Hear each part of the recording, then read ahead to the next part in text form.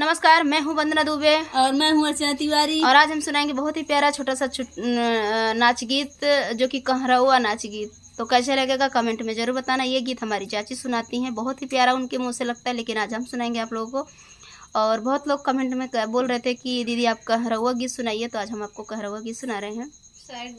हंसी के कहाई गुजरिया पियवा से गढ़ाई द झूलनी, हंसी के कहाई गुजरिया पियवा से गढ़ाई द झूलनी, हे गढ़ाई द झूलनी, हे गढ़ाई द झूलनी, हंसी के कहाई गुजरिया पियवा से गढ़ाई द झूलनी, हंसी के कहाई गुजरिया पियवा से गढ़ाई द झूलनी। जब से आयु हमारे घरवा रखलू झूलनी पर धियनवा, जब से आयु हमारे घरवा रखलू झूलनी पर धियन, व्याकुल कई नाई ऊपर अनवा तू हमार चिरई, व्याकुल कई नाई ऊपर अनवा तू हमार चिरई, हंसी के कहाई गुजरिया पियवा से गढ़ाई द झूलनी, हंसी के कहाई गुजरिया पियवा से गढ़ाई द झूलन, हे गढ़ाई द झूलनी, हे गढ़ाई द झूलनी, हंसी के कहाई गुजरिया पियवा से गढ़ाई द झूलनी,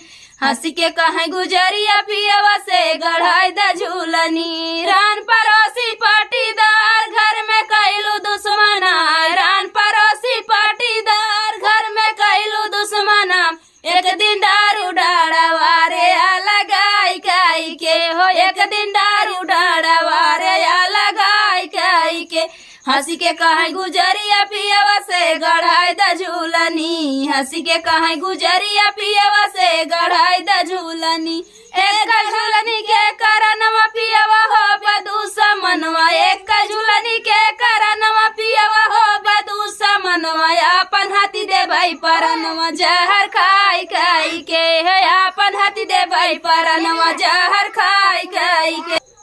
हंसी के कहाई गुजरिया पियवा से गढ़ाई द झूलनी, हंसी के कहाई गुजरिया पियवा से गढ़ाई द झूलनी। एक दिन पियवा सोचनी अपने मनवा रे लिहले गरु बैठाई जाई सोनारा दुकनिया लाई झूलनी गढ़ाई गते रानी के थीम,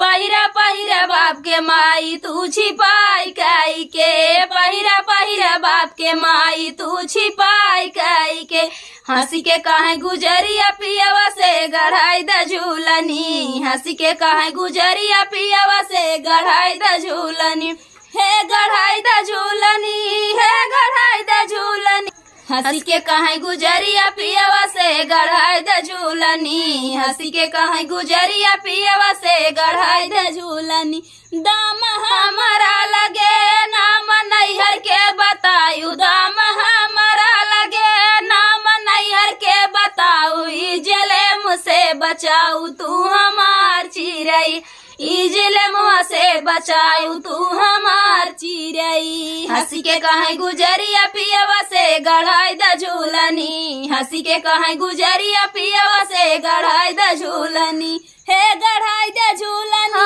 हे गढ़ाई द झूलनी, हंसी के कहाई गुजरिया पियवा से गढ़ाई द झूलनी, हंसी के कहाई गुजरिया पियवा से गढ़ाई द झूलनी।